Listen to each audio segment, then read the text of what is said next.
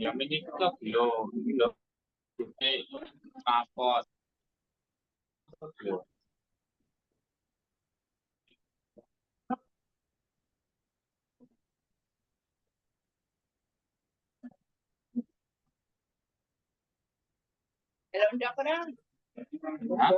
Akhir Prabu mendarat banget.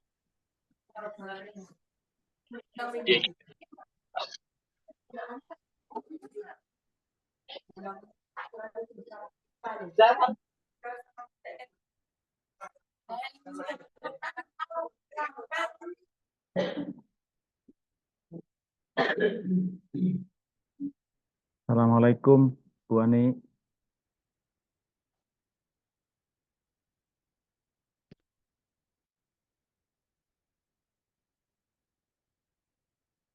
Tekson, apakah saya masuk ya, teman-teman?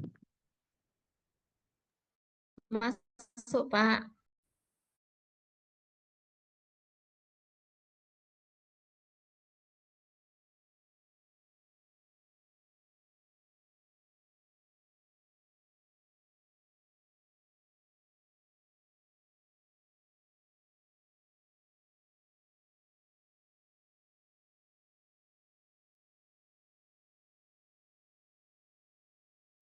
Teman-teman, kita mulai jam berapa ya?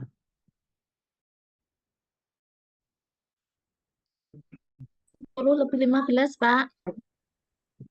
10. Oke.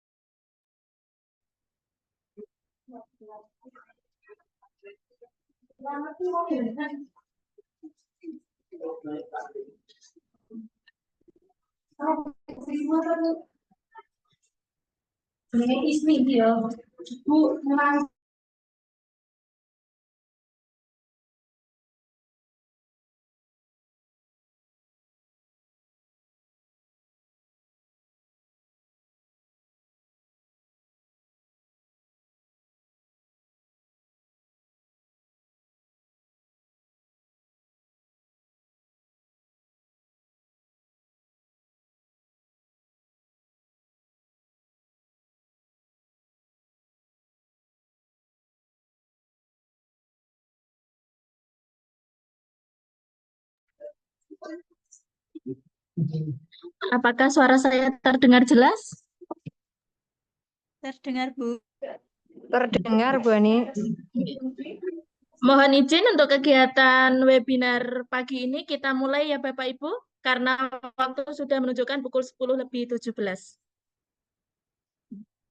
Assalamualaikum warahmatullahi wabarakatuh.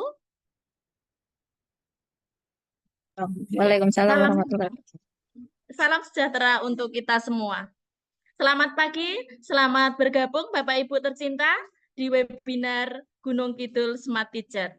Judul webinar kita kali ini adalah membangun budaya positif di sekolah. Sebelum webinar kita mulai, izinkan saya menyapa narasumber kita pada kesempatan kali ini. Narasumber yang pertama adalah Bapak Asbani SPD MPD, selaku pengurus IKA UNY DPC Gunung Kidul, sebagai keynote speaker dan juga akan membuka acara webinar kita pagi ini. Kemudian narasumber yang kedua adalah Bapak Budi Artopo MPD. Beliau adalah guru kelas Sekolah Dasar Negeri Karangmuni 1 sekaligus CGP Angkatan 10 Kabupaten Gunung Kidul yang pada pagi hari ini akan berbagi praktik baik bagaimana membangun budaya positif di sekolah. Selamat pagi, Assalamualaikum Pak Asbani. Waalaikumsalam warahmatullahi wabarakatuh. Bagaimana Pak Ani, sehat? Sehat. Bapak sehat hari ini? Alhamdulillah, tetap semangat. Alhamdulillah, kami mengucapkan terima kasih Bapak sudah berkenan untuk membersamai kita di webinar pada kesempatan kali Iyalah, ini. pastilah. Bapak Budi Artopo sudah siap? Assalamualaikum Bapak Budi Artopo. Waalaikumsalam, Bu. Ya. Terima kasih Bapak Budi Artopo. Pagi ini kami siap menunggu Pak Budi Artopo berbagi ilmu dan pengalaman pada kesempatan kali ini. Ya, perkenalkan saya Ani Dwi Mawati, aku pembawa acara webinar kesempatan kali ini, dan nanti pada sesi paparan serta tanya jawab atau diskusi akan dipandu oleh moderator Ibu Sumiati MPD. Sebagai informasi awal, materi dan link presensi akan dibagikan di akhir webinar. Kemudian untuk pertanyaan nanti bisa disampaikan secara langsung ataupun melalui chat Zoom dan YouTube pada sesi tanya jawab. Terima kasih. Memasuki rangkaian acara yang pertama dari webinar kita pagi ini, kita awali dengan berdoa terlebih dahulu. Berdoa dipersilahkan. Berdoa cukup.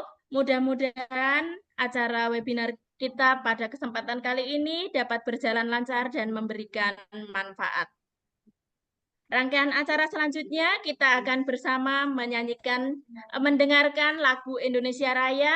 Mohon peserta yang hadir duduk dengan sikap sempurna. Monggo operator disiapkan lagu Indonesia Raya.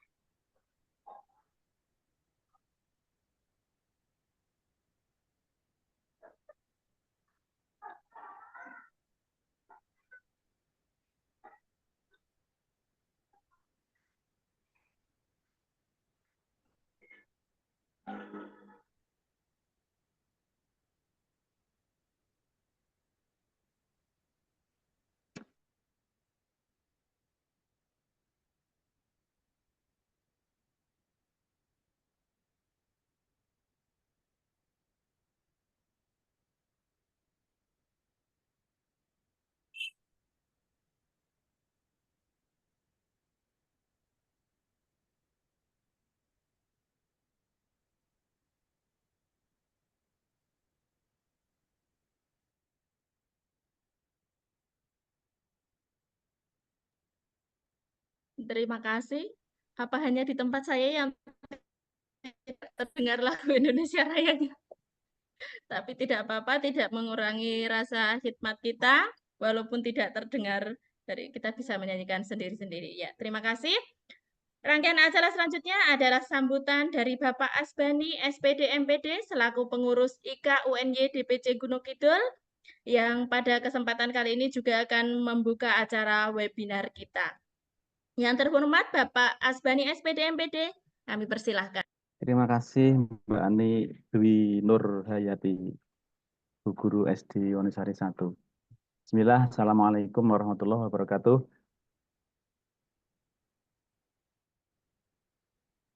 Alhamdulillahirabbil alamin, bersyukur kita panjatkan kepada Allah Subhanahu wa taala karena sungguh hanya atas limpahan rahmatnya kita bisa dipertemukan di forum ini meski dalam media moda daring, tapi luar biasa ini kita syukuri. Mudah-mudahan nikmat ini akan ditambah oleh Allah Subhanahu wa taala dengan berlipat ganda. Amin ya rabbal alamin. Yang saya hormati teman-teman dari Gunung Kidul Smart Teacher, Bu Sumiati SD mana? SD Palian 3 ya. Kemudian Mbak Ani dari SD Wonosari 1, mobil khusus Pak Budi Hartopo MPD, Pak Guru SD Karangmuni 1 ya, Pak Mas Budi ya. Dan Bapak Ibu sekalian, peserta webinar yang saya hormati, saya banggakan, mohon izin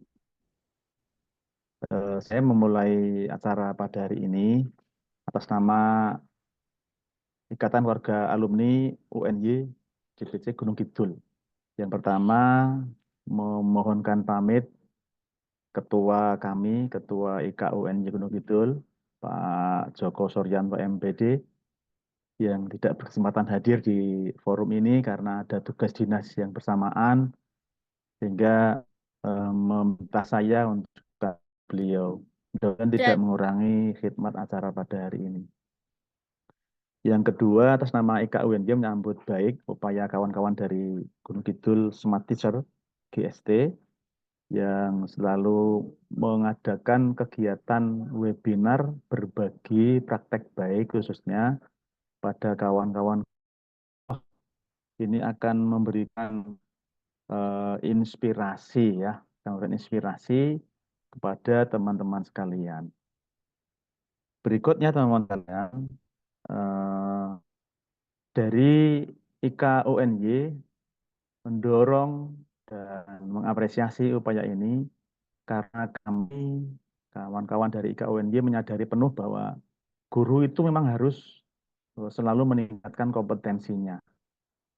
Guru itu memang harus selalu meningkatkan kompetensinya, baik kompetensi profesional, kompetensi pedagogi, kompetensi sosial maupun kompetensi kepribadian.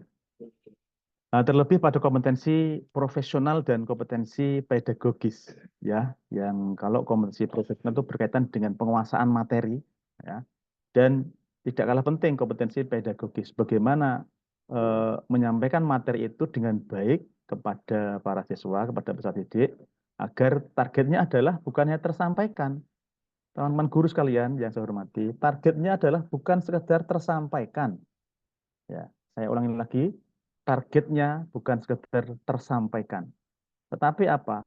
Doanya itu yafqahu qauli. Apa yang tersampaikan itu, peserta didik itu kita itu paham. Nah ini yafqahu qauli. Targetnya itu yafqahu qauli. Mereka paham. Tidak hanya sekedar mengesahkan sudah disampaikan. Ini. Karena itu sekali lagi mengajak kepada kita bersama untuk selalu meningkatkan kompetensi kita, baik secara mandiri atau berkolaborasi dengan yang lain. Bahwa pada abad 21 ini yang dituntut tidak sekedar berlomba, tidak sekedar berkompetisi, bersaing, tapi yang tidak kalah penting adalah bagaimana kita berkolaborasi, bekerja sama satu dengan yang lainnya. Karena mari sadari bahwa sepinter apapun, sekaya apapun, sekuat apapun, kita tidak bakalan bisa hidup sendiri, melainkan harus bekerja sama dengan yang lain, sehingga kita saling berbagi, saling membantu, saling menolong, dan seterusnya. Kemudian teman-teman sekalian, pada forum ini nanti Pak Budi akan berbagi praktek baiknya. Bapak Ibu sekalian, para guru senior, ini ada 82 orang yang sudah hadir. Mudah-mudahan nanti pada saat materi inti Mas Budi tambah lagi yang hadir. Kepada kawan-kawan senior, Bapak Ibu guru senior, mari kita berikan pintu, kita berikan jalan kepada kawan-kawan kita yang masih muda, masih energik untuk terus meningkatkan, terus berbagi. Jadi para senior tentu kita punya semboyan ing ngarsa sung tulodo, di depan memberikan contoh, kemudian ing madya mangon karso, di tengah kita memberikan penguatan, memberikan support, dan tut uri handayani, di belakang orang ngerewekti, orang jegali, ini malah mengestoni bagaimana agar anak-anak muda, kaula muda yang masih energik ini bisa maksimal mengembangkan potensinya. Karena itu teman-teman sekalian, kepada para senior, mari berikan pintu pada mereka, berikan jalan pada mereka. Jangan gengsi ketika kita belum tahu untuk bertanya kepada mereka. Dan pada para junior, pada kawan-kawan guru yang hebat-hebat, yang muda, yang energik, teruslah berbagi. Teruslah berbagi. Dan ada kalanya kaula ini, kaula tua ini, kaula umur seket ke atas, oversek ya, seket ke atas ini biasanya kemudian di IT mereka cenderung kurang. Tetapi ketahuilah bahwa mereka, kawan-kawan yang umurnya sekian itu, punya sesuatu yang belum dimiliki oleh kawan-kawan muda. Ini monggo di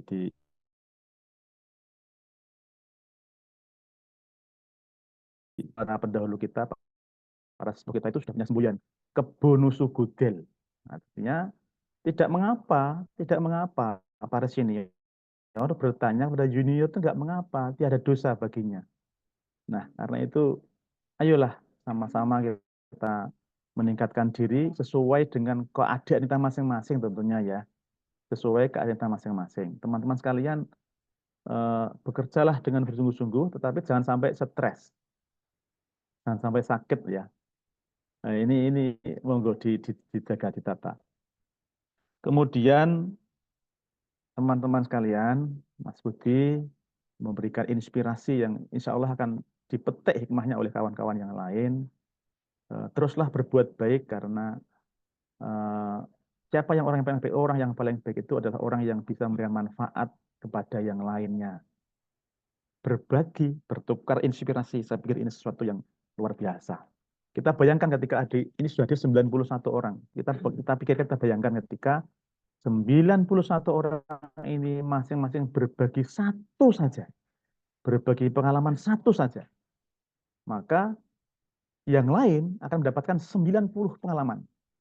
Artinya kita memberi satu, tetapi kita mendapatkan 90. Ini, kalau 91 orang ini masing-masing berbagi, maka kita kehilangan satu, tapi mendapatkan 90 pengalaman diri yang lain. Nah, karena itu, sekali lagi saya tandaskan, mari ikuti dengan sungguh-sungguh, jangan pernah meremehkan satu orang pun, sekecil apapun, jangan pernah meremehkan. Ya, jangan pernah meremehkan. Itu. Selanjutnya dengan nanti berbagi praktek baik ini, tentu kata Mbak Sumiati itu niteni apa Mbak Sumiati, niroke, nambahi gitu ya. Atau kalau bahasa sebenarnya itu ATM, amati, tiru, modifikasi, gitu. Amati, tiru, modifikasi. Jadi ada kreativitas kita yang kita bangun, ya. Ada kreativitas yang kita bangun. Tidak melulu begitu-begitu saja. Mulangnya sokot biyen yang ngono wae. Biyen ngono, saiki ngono, besok ngono, nggak ada peningkatan sama sekali. Padahal sebenarnya apa namanya? Siswa kita pasti berbeda-beda. Pasti berbeda-beda. Nah, karena itu teman-teman sekalian, menyambung dengan materi inti nanti, apa namanya? Membangun budaya positif di sekolah. Teman-teman saudara sekalian, para guru yang saya hormati, guru itu memang harus dekat dengan siswa.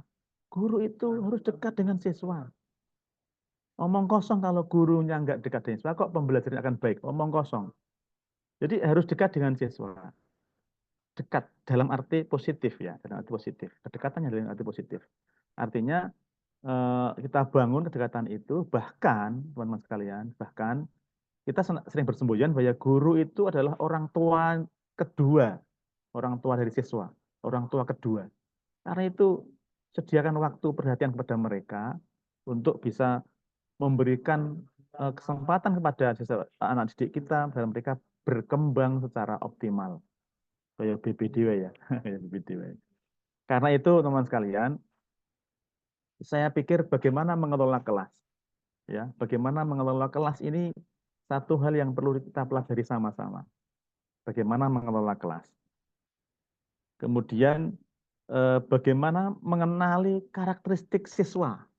Bahwa guru itu harus, hukumnya wajib ain, hukumnya harus mengenali karakteristik siswanya. Harus ini. Dari apa namanya? Gaya belajarnya mungkin. Anak ini diterangkan rasa sambung-sambung. Harus dengan melihat misalnya. Orang yang dulu ini kudu demok ya, dengan prakteknya. Nah, ini harus pahami anak-anak didik kita. Jangan kemudian sama dipukul rata, tidak, tapi harus ada perhatian khusus terhadap para individu siswa kita, sehingga sekali lagi dengan kita mengenali potensi mereka, oh ini anak ini nggak bisa lah kalau di matematika, ya jangan dipaksa-paksa. Terus bagaimana? Minimal. Sementara kenali potensinya apa yang mereka miliki itu. Potensinya di olahraga itu kembangkan semaksimal mungkin. Oh ini di seninya, ya seninya didorong. Oh ini di batiknya, ya kita batik, ya pokoknya keterampilan yang lain lah. Ini banyak teman-teman KKG batik yang hadir ini, Bu Sumiati, Mbak Ani. Saya panggil mereka untuk bisa bergabung, mudah-mudahan bisa memetik hikmah dari berbagi pada hari ini. Ya, kemudian setelah mengenali tentu pupuk potensi mereka. Ya, pupuk potensi mereka. Untuk apa? Biar mereka juara semua. Juara di bidangnya masing-masing. Gitu. Jadi kita bersikap inklusif. Nah, karena itu teman-teman sekalian, bagaimana kemudian membangun budaya positif itu nanti akan diurai oleh Mas Budi. Tapi setidaknya tentu terkait dengan bagaimana mengenali karakteristik siswanya. Jadi ada pengenalan-pengenalan. Kemudian libatkan mereka di dalam mengambil keputusan di kelas kita misalnya. Kemudian dilakukan dengan pembiasaan, habituasi, dibiasakan. Ini yang tidak gampang, kawan-kawan guru sekalian. Ini yang tidak gampang. Pembiasaan itu harus continue, terus-menerus, sustainabilitasnya dijaga. Nah, kemudian ketika sudah ada nilai-nilai positif di kelas, kemudian internalisasi kepada anak didik kita, barulah kemudian pembudayaan. Dengan begitu, maka insya Allah budaya-budaya itu akan terbentuk melalui tahapan-tahapan yang tadi saya sampaikan tadi. Nah, dengan demikian, teman-teman sekalian, kita akan mencapai sebuah goal, sebuah tujuan agar anak didik kita berkembang secara optimal sesuai potensi masing-masing. Kemudian biarlah mereka juara semua di bidangnya. Juara semua di bidangnya. Ini yang saya tekankan. Orang kurikulum pasti bicara begitu. Mereka juara semua di bidangnya. Ya, saya pikir kawan-kawan UNY, apalagi yang dari guru, sepakat dengan ini dan mari terus berkolaborasi, terus berbagi agar pendidikan di Gunung Kidul khususnya ini dan di Indonesia pada umumnya ini bisa berjalan dengan baik, menghasilkan generasi emas yang hebat-hebat, super, dan insya Allah akan kita banggakan. Mereka akan menjadi anak yang soleh-solehkah, hidupnya sukses dunia dan akhiratnya. Saya kira demikian teman-teman sekalian. Mbak Tani, Bu Sumiati, Mas Budi, dan seluruh hadirin yang hadir di forum ini sudah bertambah lagi. Harapan saya tadi sudah tambah lagi. Ada 103 orang sekarang. Monggo nanti diikuti dengan baik. Mudah-mudahan upaya ini membuat dampak yang baik diridhoi Allah SWT sehingga semua yang kita harapkan tercapai dengan maksimal. Terima kasih dan seizin Bapak Ibu sekalian, maka webinar pada pagi ini dengan tema membangun budaya positif di sekolah dengan mengucapkan Bismillahirrahmanirrahim dinyatakan resmi dibuka. Terima kasih. Mohon maaf segala kekurangan. Selamat melaksanakan tugas ini. Semoga semua lancar. Assalamualaikum warahmatullahi wabarakatuh. Gini. Assalamualaikum warahmatullahi wabarakatuh.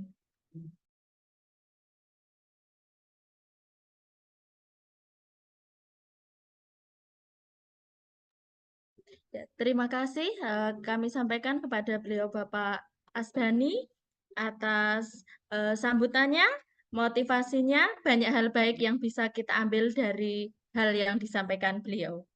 Bapak Ibu yang saya hormati, kita akan memasuki acara inti yaitu penyampaian materi oleh narasumber kita yaitu Bapak Budi Artopo. Untuk saat ini akan dipandu oleh moderator Ibu Sumiati MPD. Kepada Ibu Sumiati MPD, dipersilahkan. Terima kasih Bu Ani waktunya. Assalamualaikum warahmatullahi wabarakatuh. Waalaikumsalam warahmatullahi wabarakatuh. Salam dan bahagia Bapak Ibu guru dari seluruh Korwil, seluruh Kapanewon di Kabupaten Gunung Kidul, dan mungkin juga ada Bapak Ibu guru dari luar Gunung Kidul. Pada kesempatan siang hari ini, Alhamdulillahirrabbilalamin, Gunung Kidul Smart Teacher kembali mengadakan webinar dengan tema Membangun Budaya Positif di Sekolah.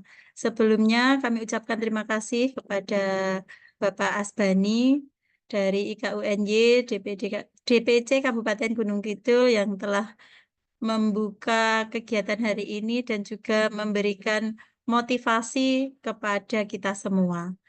Berikutnya akan kami perkenalkan untuk narasumber pada siang hari ini adalah beliau Bapak Budi Artopo, Magister Pendidikan, guru dari SD Karangmuni 1 Rongkok.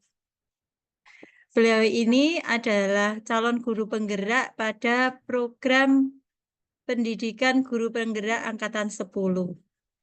Selain mengajar, beliau juga aktif melakukan penelitian dan juga menulis. Beberapa artikelnya sudah terbit di jurnal nasional.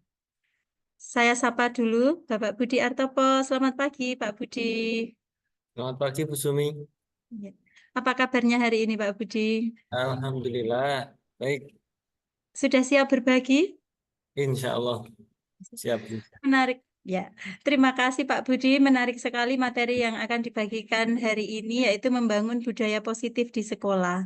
Nah, siap-siap Bapak Ibu guru peserta webinar. Ada banyak hal nanti yang, ternyata ya kita saksikan saja apa yang akan dipaparkan oleh Pak Budi. Kemudian semoga nanti bisa menjadi bahan refleksi kita semua. Nah, nanti Pak Budi akan mendapatkan waktu kurang lebih 50-60 menit. Kemudian setelahnya akan kita laksanakan diskusi. Bapak Ibu guru peserta webinar, selamat menyimak pemaparan materi dari Bapak Budi Artopo. Dan jika ada pertanyaan dan tanggapan, silakan disimpan untuk nanti disampaikan pada sesi diskusi. Waktu sepenuhnya kami serahkan kepada Pak Budi. Terima kasih. Wassalamualaikum warahmatullahi wabarakatuh. Bismillahirrahmanirrahim. Assalamualaikum warahmatullahi wabarakatuh. Yang terhormat Bapak dari IKUNY, Bapak Asbani, Ibu MC, Ibu Moderator, Ibu Anik Dwi Nurmawati, MPD, dan juga Ibu Sumiati. Terima kasih atas kesempatan yang diberikan kepada saya dalam bentuk upaya diseminasi berbagi praktek baik dari membangun budaya positif yang sudah saya lakukan di sekolah saya di SD Negeri Karangmuni 1 Rongkok.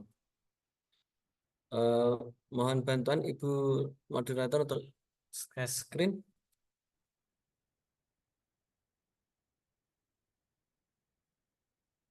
Yang pertama, membangun budaya positif di sekolah. Budaya positif. Menurut saya pribadi, setelah saya membaca di modul dan pendapat beberapa ahli itu, budaya positif apa tuh budaya positif itu? Sebetulnya kalau dalam buku bacaan, dalam dalam teori-teori yang nanti akan saya kemukakan ke depannya, budaya positif itu terdiri dari 6 hal, baik stimulus respon, kemudian konsep disiplin positif. Nanti dalam budaya positif itu ada disiplin positif. Kemudian nanti ada juga keyakinan kelas, kemudian 5 kebutuhan dasar manusia, 5 posisi kontrol kita sebagai guru, juga yang terakhir adalah segitiga restitusi. Untuk selanjutnya, yang pertama itu tentang stimulus respon. Mungkin awal dari kita sebelum, nah ini paradigma teori kontrol. Nah, awal sebelum kita mempelajari tentang disiplin positif di sekolah, itu kita harus mengetahui bagaimana guru itu sebetulnya bukan yang mengontrol murid. Mungkin selama ini kita gimana ya, kita sebagai guru, murid harus ikut saya. Nah, ternyata itu merupakan sebuah ilusi. Yang kedua, kritik dan membuat bersalah terhadap seseorang itu dapat menguatkan karakter ini. Setiap anak yang melaksanakan atau melakukan kesalahan, atau setiap rekan guru kita melakukan kesalahan itu langsung kita kritik, langsung kita buat mereka merasa bersalah. Ini ternyata anggapan kita untuk merubah karakter itu belum tentu bisa merubah karakter anak atau seseorang itu. Jadi kritik dan punishment langsung membuat rasa bersalah itu ternyata anggapan kita memberi saran dan kritik itu akan membuat mereka lebih baik, itu belum tentu mereka juga akan mendapatkannya lebih baik juga. Nah, makanya kita dari sini kita belajar bersama tentang bagaimana kita membuat disiplin positif. Nah, yang ketiga, nah, apakah semua penguatan positif itu efektif dan bermanfaat? Nah, ini kembali lagi ke budaya. Apalagi guru itu mungkin jarang dari guru sebuah dusun, sebuah desa, itu mengajar di desa tersebut. Kemungkinan banyak guru ataupun banyak kepala sekolah yang datangnya dari luar luar dusun, luar desa, atau bahkan luar kecamatan, atau mungkin luar kabupaten dengan budaya yang berbeda. Nah, mereka mencoba membuat penguatan positif berdasarkan budaya mereka. Tapi bila dimasukkan ke budaya di suatu satuan pendidikan, itu belum tentu juga itu bisa masuk. Nah, makanya nanti kita juga akan sedikit membahas tentang karakteristik anak juga. Yang keempat ini yang paling, ini yang tadi juga sudah disampaikan kepada dari Bapak Asbani. Dewasa memiliki hak untuk memaksa. Jadi betul sekali apa yang disampaikan Pak Asbani tadi. Kebun nyusu gedel itu juga tidak ada salahnya. Bahwasanya suatu saat nanti saya pribadi pun juga akan bertanya kepada yang lebih muda. Masalahnya gini, sekarang itu menurut saya pribadi, saya itu belum mengetahui secara dalam tentang pembelajaran. Tapi kemarin saya ikut CGP itu, teman satu CGP saya itu sudah bisa coding. Itu hal yang awam. Jadi menurut saya walaupun usianya masih sangat muda, dia sudah bisa mengcoding, entah itu membuat program apa, itu sangat luar biasa sekali. Apalagi sekarang juga zamannya AI. Nah, jadi anak-anak sudah bisa bertanya di AI. Itu mungkin jawabannya sudah. Membuat PPT ini pun saya coba pakai AI juga ternyata sesuai dengan yang saya terima di JGP. Lanjut Bu, perubahan paradigma. Nah, selanjutnya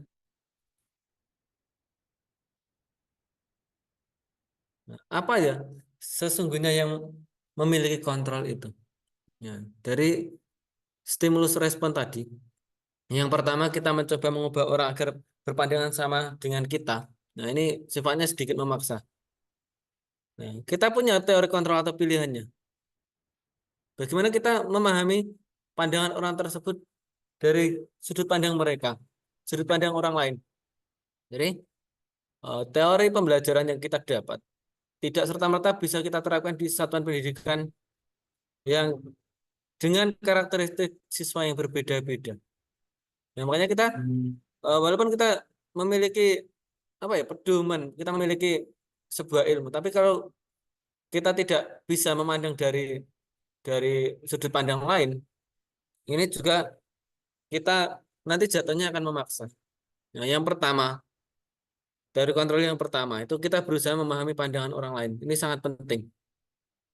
Yang kedua, perilaku buruk dilihat sebagai suatu kesalahan. Ini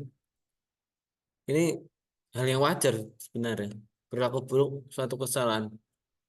Kadang berbeda budaya pun, misalnya benar dilakukan di sebuah tempat, itu di tempat lain juga belum tentu tepat juga. Nah, bagaimana kita melihatnya? Nah, semua perilaku itu memiliki tujuan. Teori kontrolnya itu. Jadi apa toh tujuannya? Perilaku buruk itu pasti ada tujuan. Entah itu dilakukan oleh anak dan lain sebagainya. Nah, yang ketiga, orang lain bisa mengontrol saya. Ini nanti kita belajar lagi tentang ekstrinsik dan intrinsik. Nah, jadi orang lain bisa mengontrol saya, orang lain bisa mendikte saya. Nah, itu teori kontrolnya hanya Anda yang bisa mengontrol diri Anda sendiri.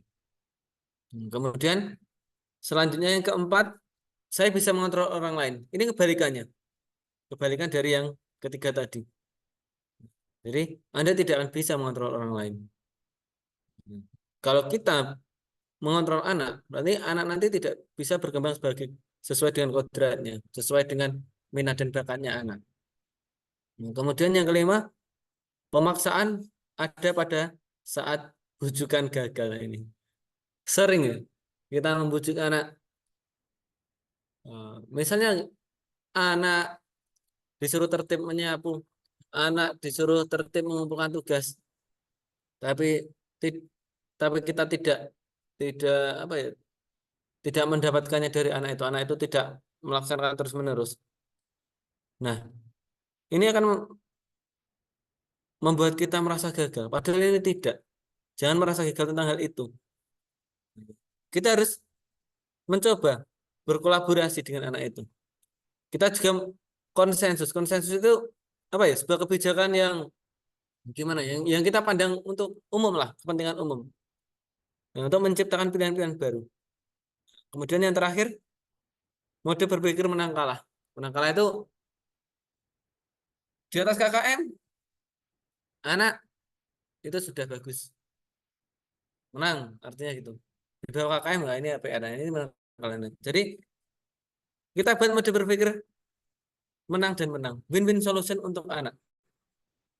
Supaya apa? Supaya anak itu ya menjadi pribadi yang termotivasi. Nah, jadi tidak berpikir menang dan menang. Jadi teman saya itu pandai di sini, saya kalah di sini. Nah, kita buat pola pikir anak biar menang dan menang. Nah, dari keenam teori kontrol ini, kita akan buat menjadi sebuah disiplin positif. Jadi membuat keenam teori kontrol ini di slide selanjutnya menjadi budaya positif. Nah, dari keenam tadi, ini kami ambil dari Dr. William Deser. Ini seorang profesor dokter dari Amerika. Ini membuat sebuah teori kontrol atau teori pilihan tadi berdasarkan budaya positif. Itu yang pertama, Anda tidak bisa mengontrol orang lain. Hanya Anda yang bisa mengontrol diri Anda sendiri. Ini yang baris 3 ke 4 tadi, berkebalikan tadi. Nah, ini akan memunculkan makna disiplin. Belajar kontrol diri. Itu dengan menggali potensi kita agar mencapai tujuan yang mulia. Itu intinya. Intinya apa? Tujuan yang mulia. Yang berkarakter. Kalau tujuannya tidak mulia, buat apa kita mengontrol diri? Nah, itu bukan namanya sudah tidak terkontrol lagi kalau tujuannya tidak mulia. Nah, yang kedua, semua perilaku itu memiliki tujuan. Nah, nanti kita akan belajar bersama-sama tentang teori motivasi. Di mana teori motivasi itu ada 3, yaitu untuk menghindari hukuman, untuk mendapatkan imbalan, dan untuk menghargai diri sendiri. Nanti kita di slide selanjutnya akan lebih dalam. Kemudian ini tadi yang saya bahas terakhir, model berpikir menang dan menang, win-win solution ini. Kemudian kolaborasi dan konsensus menciptakan pilihan-pilihan baru. Nah, semua ini juga harus memiliki batasan-batasannya. Nah, batasan-batasannya itu masuk dalam 5 posisi kontrol kita nanti. Kita sebagai penghukum dan pembuat rasa bersalah, kita sebagai teman dan pemantau, kita juga harus sebagai manajer. Nah, nanti itu akan lebih lanjut kepada segitiga restitusi yang akan kita terapkan kepada anak-anak saat kita butuhkan pada saat pembelajaran. Kemudian yang terakhir, realitas kita berbeda, kebutuhan setiap orang itu berbeda. Setiap anak itu berbeda-beda kebutuhannya. Nah, sehingga kita berusaha memahami pandangan orang lain tentang dunia. Setiap orang memiliki gambaran yang berbeda. Nah, hal ini terkait dengan 5 kebutuhan dasar manusia: bertahan hidup, penguasaan, kasih sayang dan diterima, kesabaran dan kebebasan. Oke, slide selanjutnya.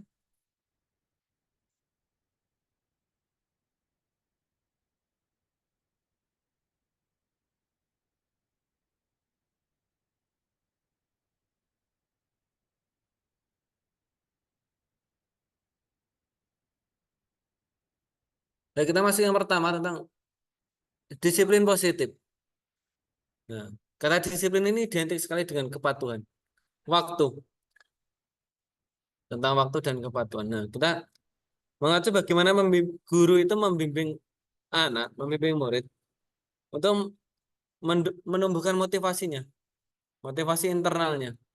Jadi motivasi internal ini motivasinya tumbuh dari anak itu sendiri, bukan dari karena ketakutan dihukum guru, ketakutan dibully teman, ketakutan nanti akan mendapat sanksi dari guru. Jadi bagaimana disiplin ini menumbuhkan dari motivasi internal anak itu sendiri, agar tumbuh dari anak itu sendiri. Nah, hal ini juga selaras dari Bapak pendidikan kita, Ki Hajar Dewantara, bahwa murid yang merdeka itu menerapkan kedisiplinan diri. Nah, karena apa? Karena dengan mereka disiplin itu, maka mereka bisa mengontrol dirinya sendiri. Nah, dan menentukan sikap yang mengacu pada nilai. Ini semua kembali kepada nilai. Karena apa? Karena penting sekali nilai itu. Kata kemarin Bapak Korul saya, Bapak Susanto itu, mengapa orang sholat itu kedepannya kalau jadi pejabat itu bisa korupsi dan lain sebagainya. Itu karena apa? Karena sholat itu hanya untuk melunturkan kewajiban, bukan karena nilainya. Kalau sholat itu, kalau beribadah itu sudah sampai ke nilainya, dia akan mempunyai kontrol diri. Rajin beribadah, tapi masih suka hal yang negatif. Karena berarti ibadahnya itu belum masuk ke nilai, masuk ke dalam nilai pada pribadinya sendiri, sehingga apa, penerapannya, pelaksanaannya di lingkungan, di sekolah, di keluarga, di masyarakat itu juga apa ya, tidak belum mencerminkan beribadahnya. Karena apa? Karena nilainya kurang mendalam, karena nilainya belum ada pada diri, masuk pada kontrol dirinya. Oke, next Bu.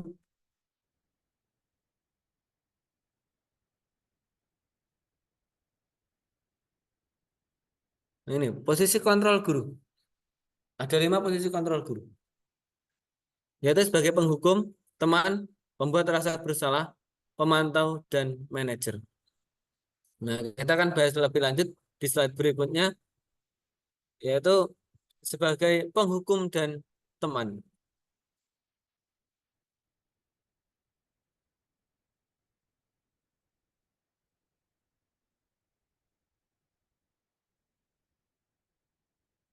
Monggo Bu di slide selanjutnya dari penghukum dan teman. Sudah Pak, ini sudah berganti slide. Oh ya, ini baru sampai. Nah, posisi kontrol guru sebagai penghukum. Nah, ini seorang penghukum itu dapat menghukum fisik ataupun verbal. Jadi tidak hanya fisiknya ya. Jadi kata-katanya, dari kata-katanya pun bisa. Itu dapat kita simpulkan sebagai sebuah hukuman. Karena apa? Karena penghukum itu anak itu merasa dirinya mungkin hukum itu sifatnya mengekang. Nah, seperti contoh guru yang berkata seperti yang dituliskan di situ, patuhi aturan saya atau awas nanti bla bla bla bla, mungkin seperti itu. Nah, itu merupakan sebuah ancaman. Nah, atau kamu selalu saja salah. Ini sering. Murid tidak bisa mengerjakan. Kamu lagi. Nah, itu juga sebuah model guru penghukum. Nah, jadi kita harus menimbulkan motivasi internal tadi dari anak. Nah, yang kedua, posisi kontrol sebagai teman. Oke lah, si guru itu mau dekat dengan anak mau ibaratnya sebagai teman anak, memberikan solusi setiap masalah anak. Tapi itu juga ada positif dan negatifnya ternyata. Nah, positifnya gini. Positifnya itu hubungan baik antara guru dan siswa itu bisa meningkatkan anak, motivasi anak juga untuk belajar, untuk meningkatkan minat dan bakatnya. Tapi ada juga sisi negatifnya. Bila mana guru itu tidak dapat membantu, guru itu tidak dapat memberikan solusi bagi siswa. Contoh seperti ini. Saat kedua siswa bertengkar, kemungkinan itu anak itu ada yang salah, ada yang benar. Kalau kita bertindak sebagai teman, nah kita tidak bisa menjadi teman yang baik bagi kedua anak itu. Pasti salah satu anak nanti akan mengira, oh ternyata itu ibu lebih memilih si A daripada si B, daripada saya. Oh ternyata ibu lebih membenarkan sikap si A daripada sikap saya. Sehingga akan muncul kebalikan dari guru menjadi teman tadi. Sehingga anak itu sudah tidak mau berteman. Nah, itu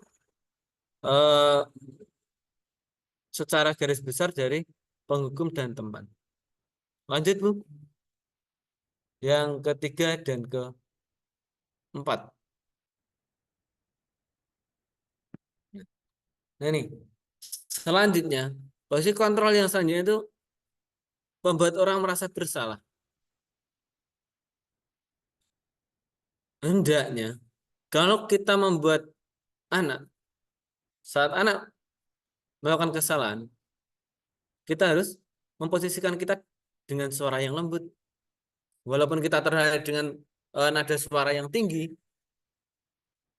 itu kita cobalah. Kalau memang suara kita itu tidak bisa dilembutkan, memang kita terlihat dengan suara yang keras, setidaknya kita buat dulu anak itu nyaman. Anak itu nyaman dulu. Kemudian dia tidak gimana ya? Dia tidak menjadi orang yang bersalah di situ. Nah, kita nyaman dulu. Nah, kemudian jangan langsung menghakiminya dengan kata-kata seperti itu. Bapak sangat kecewa dengan kamu, atau berapa kali ibu harus memberitahu kamu ya. Walaupun dengan nada halus pun ini akan menjadi apa ya? Sehalus-halusnya kata ini tetap intonasinya tetap negatif bagi anak. Nah, yang keempat itu monitor dan pemantau. Nah, ini yang harus kita sering lakukan untuk kedekatan dengan anak. Bagaimana kita harus sering memonitoring anak, kita sering memantau anak, terutama dengan aturan-aturan apa yang sudah kita buat. Kemudian kita flashback lah, apa yang sudah kamu perbuat, apa konsekuensinya. Nah, nanti akan kita bahas lebih lanjut. Nah, kemudian pada slide posisi kontrol yang terakhir, yang kelima, itu adalah posisi kontrol sebagai manajer. Nah, ini yang coba akan kita bedah di sini. Posisi kontrol sebagai manajer ini, bagaimana kita eh, bersama murid agar apa? Agar siswa itu mempertanggungjawabkan perilakunya. Nah, harapan posisi kontrol sebagai manajer ini nanti akan muncul keyakinan kelas. Nah, keyakinan kelas ini yang akan mengarah kepada disiplin positif yang akan dibuat siswa. Nah, jadi sebelum kita melakukan posisi kontrol tadi, kita sebaiknya kita membuat sebuah keyakinan kelas sehingga keyakinan itu disepakati bersama. Nah, kemudian anak itu akan mengetahui. Nah, inti tujuan kita itu anak itu akan menyadari dirinya sendiri, sadar. Nah, jadi anak itu menyadari secara intrinsik. Jadi dia dalam melakukan sesuatu itu dia tidak takut dengan konsekuensi dari lain, tapi dia takutnya kepada dirinya sendiri dia hadap. Kita lanjut ke slide berikutnya.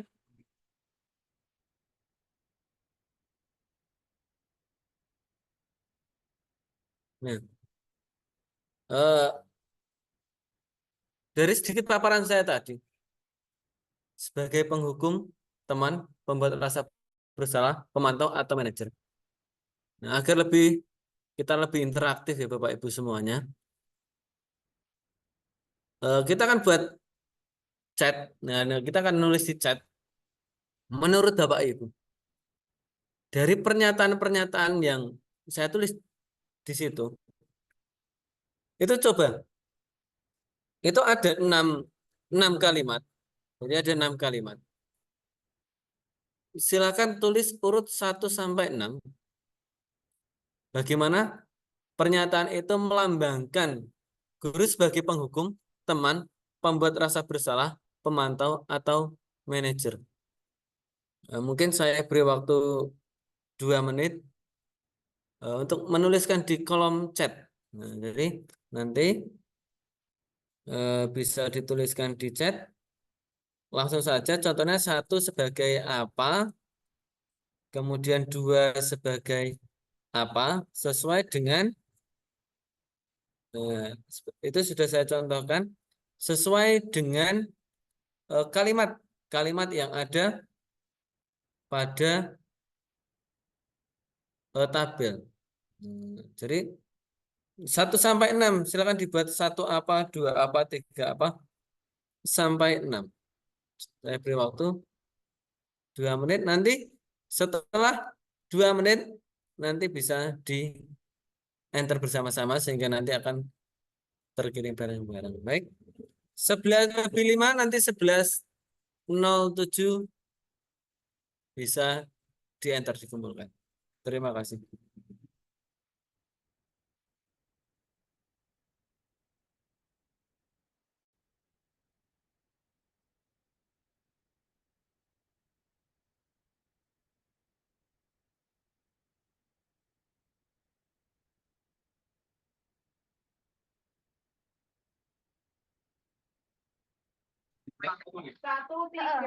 Satu tiga pakai Berangkat biasa, bekerja biasa. Ke sekolahan. Yang lain ke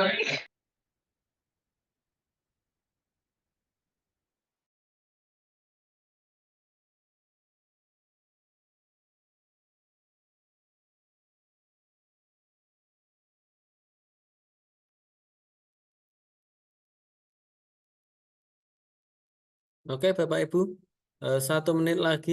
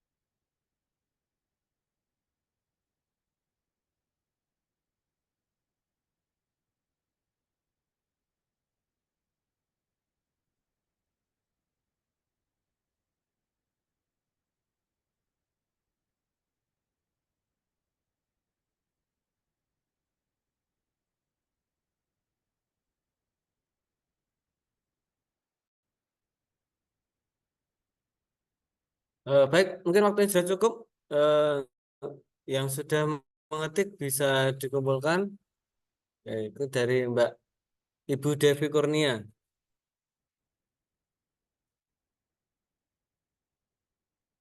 Ibu Devi Kurnia, 1 pembuat rasa bersalah, 2 penghukum, 3 manajer, 4 pemantau, 5 juga pemantau, 6 juga penghukum. Oke, terima kasih Ibu Sumiati. Pembuat rasa bersalah, penghukum, teman, monitor, penghukum. Baik. Nah, baik, kita lanjut ke slide berikutnya. Bagaimana dengan pernyataan-pernyataan tersebut?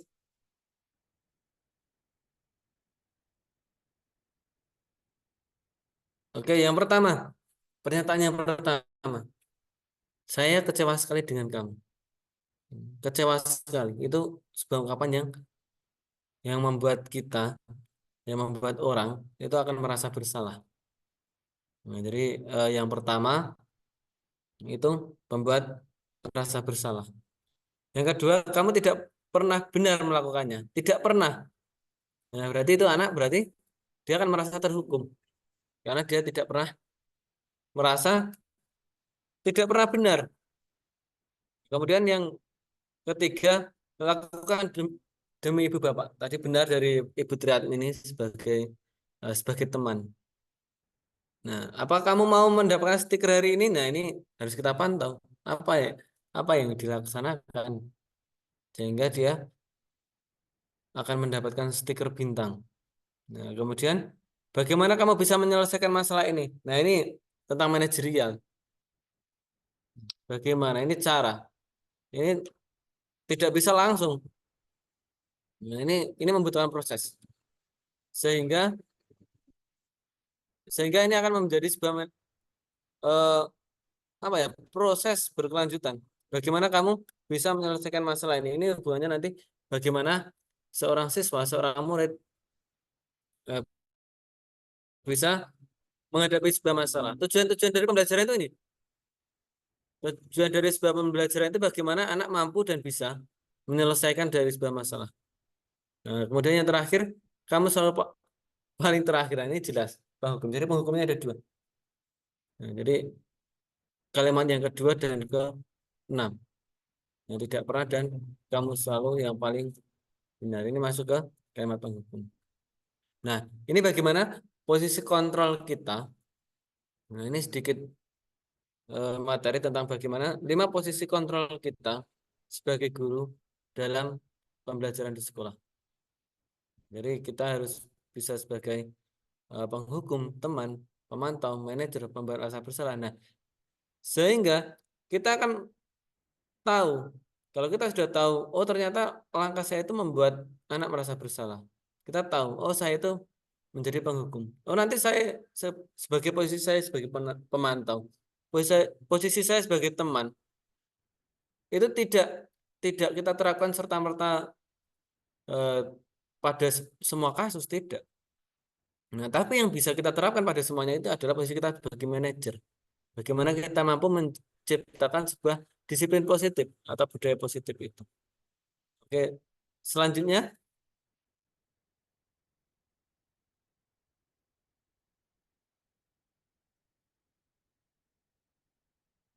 Nah, ini teori motivasi, hukuman dan penghargaan.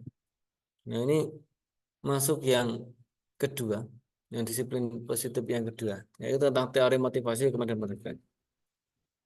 Nah, ini pengertian motivasi sendiri adalah keinginan yang ingin dilakukan untuk bertindak dalam mencapai suatu tujuan. Ini seperti kita termotivasi akan suatu hal. Jadi termotivasi akan suatu hal sehingga kita akan melakukan sesuatu berdasarkan motivasi tersebut. Nanti ada 3.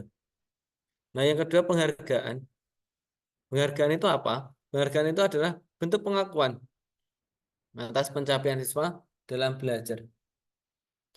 Nah, yang terakhir adalah hukuman. Nah, nanti kita bisa membedakan antara hukuman dan konsekuensi. Hukuman itu konsekuensi atau pertanggungjawaban dari sebuah atau yang dilakukan oleh siswa. Next, Bu.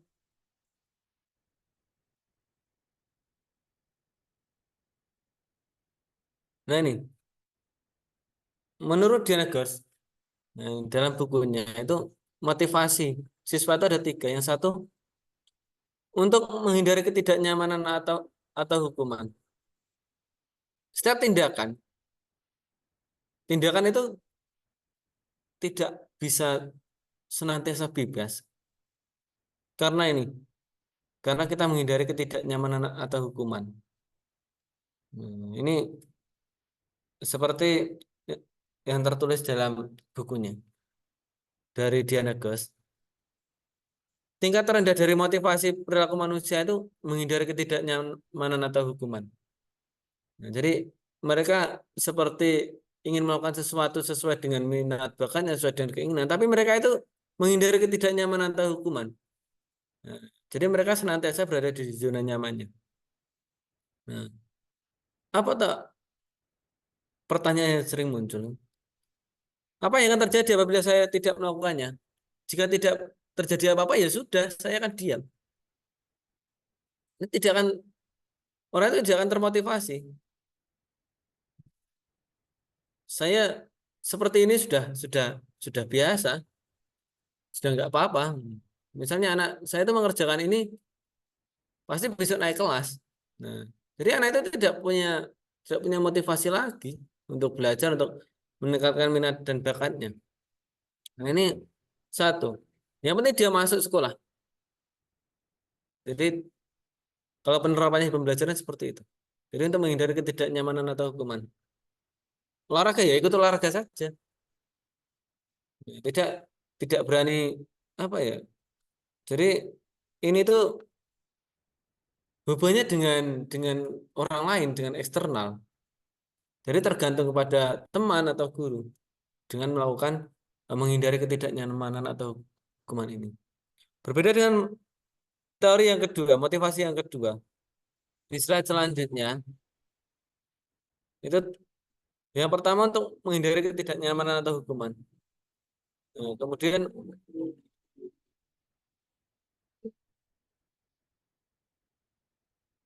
yang kedua itu untuk mendapatkan imbalan atau menghargai dari orang lain. Waktu kita kecil sering ya disuruh ibu membeli bumbu lah, membeli apa ke warung. Tapi kita sudah tertanam. Ya, nanti sisanya buat saya jajan atau nanti setelah ini boleh main. Nah itu simple, tapi itu perilaku ini akan gimana ya, kan terus menerus. Kalau tidak ada imbal baliknya, saya nggak akan melakukan apa-apa. Jadi jika saya melakukan piket kelas tidak dapat bintang dari Bapak Ibu guru, saya nggak akan melakukan itu. Silakan saja yang jadwal piket saja yang piket. Nah, beda dengan kalau ini tidak tertanam kita, kadang sering muncul pertanyaan, apa yang akan saya dapatkan apabila saya melakukannya? Itu motivasi gimana? Kita harus mengubah. Nah, jadi bagaimana kita memotivasi diri agar kita melakukan segala hal, tidak hanya siswa, kita juga, agar tujuan nanti tidak mendapatkan imbalan atau penghargaan. Kemudian tingkat paling tinggi yaitu 3 motivasi perilaku manusia itu ada di slide berikutnya. Lanjut Bu.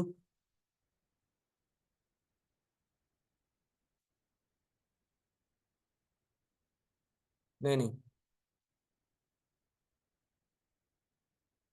terlalu cepat ya Bu, satu slide. Nah, jadi langsung saja saya jelaskan yang ketiga, yaitu bagaimana. Nah, ini terlalu cepat ya Bu. Nah ini bagaimana mereka ingin menjadi dirinya sendiri. Bagaimana akan sebuah pertanyaan muncul, akan menjadi orang yang seperti apa apabila saya melakukannya. Ini mindsetnya harus berubah menjadi ini. Jadi ini harus tumbuh dari diri sendiri. Misal kita akan sedikit mengubah Misalnya gini, setiap ujian akhir semester kita biasanya fotokopi soal, fotokopi soal, fotokopi soal. Ya, biasanya fotokopi soal itu nanti akan dana, itu jelas. Nah, bagaimana kalau kita berubah? Kita berubah karena dengan seperti contoh kemarin, ini pengalaman. Tapi suatu ketika saya tampilkan video. Nah, setelah saya tampilkan video, anak saya ini saya tanya, tadi nonton apa? Ternyata nonton ini dan ini. Bisa ceritakan kembali? Ya, ya, walaupun tidak runtut, tapi saya bisa masuk ke logikanya. Oh ya, berarti tidak harus sekali. Nah, kemudian pada ujian kemarin, saya coba sebuah soal itu saya lakukan dengan video. Nah, kemudian anak-anak saya dengan karakteristik berbeda. Nah, ada yang video itu saya terjemahkan, ada platform AI yang bisa menerjemahkan video, meringkas video itu banyak sekali di platform itu. Kemudian saya printkan.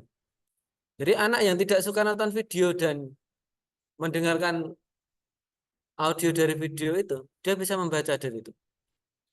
Nah, kemudian anak yang belum bisa membaca tadi, itu pertanyaannya saya dikte. Kemudian saya mengetikkannya, saya yang menulisnya. Nah, terus terang ada satu anak yang belum bisa, yang bacanya masih terbata-bata. Dia bisa baca tapi belum tahu apa yang dia baca. Nah, kita harus berani membuat terobosan-terobosan seperti ini, walaupun agak berbeda dari yang lain. Nah, jadi harus kita munculkan dari diri sendiri. Kalau kita tidak berani, akan menjadi orang seperti apa apabila kita melakukannya? Kita tidak berani mengambil konsekuensinya. Nah, nanti kita tidak akan muncul disiplin positifnya. Nah, karena disiplin positif yang ketiga ini, itu dari diri kita sendiri, tidak terpengaruh dari luar. Tapi ya kita juga tidak boleh gimana ya? Kita tidak boleh egois. Nah, kita tidak boleh ini saya melakukan ini supaya saya benar, juga tidak boleh. Bagaimana cara kita kalau kita meyakini sebuah nilai itu sendiri, itu kita harus berani menjawab dari apa yang kita tanyakan pada diri kita sendiri itu. Oke, Bu, lanjut. Slide selanjutnya.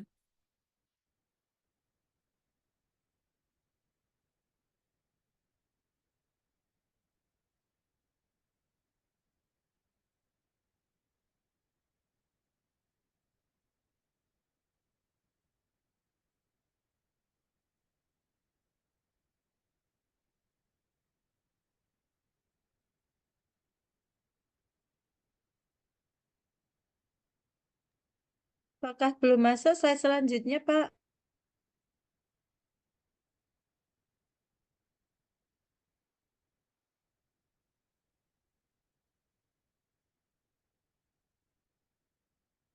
Baik, lanjut. Slide berikutnya dihukum oleh penghargaan. Nah, kita memberikan reward anak. Entah itu hadiah seperti bintang, hadiah seperti pulpen, alat tulis lah. Nah, ini sebetulnya kita memberikan sebuah penghargaan, tapi bisa menjadi hukuman dengan yang lain. Nah, menurut Cole, penghargaan itu bisa berdampak buruk. Yang pertama, akan memberi pengaruh jangka pendek dan jangka panjang. Ini berkaitan dengan ketiga dari Dian Gosen tadi. Bahwasanya anak yang meminta sebuah imbalan itu akan berpengaruh. Nah, oleh penghargaan kepada si anak tadi. Nah, penghargaan itu juga akan bersifat menghukum. Menghukum apa maksudnya? Menghukum anak yang lain. Misalnya seorang anak yang pandai matematika, jika guru ingin memberikan penghargaan waktu menjawab soal matematika, ya yang lain sudah, wah ini pasti si A. Kemudian si B yang pandai bermain voli misalnya. Nah, siapa yang bisa melakukan servis paling jauh? Bagi anak yang tidak memiliki bakat voli, ya paling si B. Nah, ini juga penghargaannya juga akan bersifat menghukum. Mungkin anak yang disanjung juga anak yang itu aja. Nah, jadi eh, inilah penghargaan itu walaupun bersifat lisan, tapi bagi anak lain mungkin diterimanya juga bisa menjadi menghukum. Nah, ini. Yang ketiga, mengurangi ketepatan. Penghargaan itu jika jika gini, guru misalnya waktu pulang sekolah biasanya eh, menghitung siapa yang bisa menjawab ini pulang duluan. Nah, kadang pikiran anak dan kinestetik anak itu berbeda. Jadi anak ada yang perlu menghitung pakai jari, ada yang sudah tahu. 7 kali 6 itu berapa? Ada yang masih menghitung. Nah, tapi ada anak yang ngangkat tangan duluan, ada anak yang cerdas. Angkat tangan duluan, ngitungnya belakangan. Nah, itu juga mengurangi ketepatan. Biasanya apa? Dia belum tentu lebih cepat daripada yang lain. Nah, penghargaan itu bisa mengurangi ketepatan. Nah, sebenarnya penghargaan itu juga yang keempat, itu tidak efektif. Ya, bisa dibilang penghargaan seperti kita sebentar lagi mau kenaikan kelas. Jika kita beri penghargaan 1 sampai 3, mungkin dari kelas 1 sampai kelas 6 ya tidak akan berubah orang-orangnya, ya mungkin itu saja. Nah, ini tidak efektif. Nah, bagaimana penghargaan itu bisa kita berikan itu merata. Nah, yang terakhir, penghargaan itu bisa merusak hubungan. Nah, seperti yang saya jelaskan yang kedua tadi, itu bisa membuat anak-anak gimana ya, minder. Nah, itu bisa membuat anak-anak merusak hubungan antara satu anak dengan anak yang lain. Contoh contoh yang mudah, contoh yang sering kita lakukan itu misalnya pemilihan grup sepak bola misalnya. Biasanya dua anak yang pandai itu disuruh switch, kemudian pilihan pilihan teman, pilihan teman satu tim. Voli bola seperti itu. Pasti mereka pilih anak yang lebih lebih jago dulu. Yang tidak jago yang belakangan. Nah, ini kemungkinan bisa merusak antara hubungan. Nah, berbeda lagi nanti dalam kelompok belajar. Nah, tadi volinya yang jago, belajarnya yang lebih pandai, anak yang lebih pandai lebih biasanya akan diajak lebih dulu. Ya, mungkin slide selanjutnya, Bu.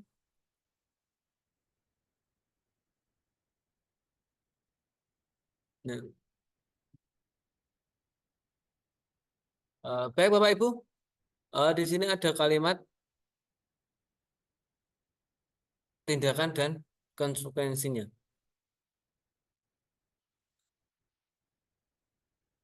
Jadi Bapak Ibu bisa melihat ada 1, 2, 3, 4, 5, 6, 7, 7 kalimat. Bapak Ibu bisa menulis di chat. Nah, kalimat pertama itu masuk hukuman atau konsekuensi sampai ke 7. Karena ini hanya 2 pilihan antara hukuman dan konsekuensi. Mungkin waktu yang saya berikan hanya 1 menit. 1 sampai 2 menit cukup lah. Mungkin dari Bapak Ibu semuanya bisa membantu saya untuk menuliskan di chat kalimat-kalimat itu merupakan hukuman atau konsekuensi dari siswa.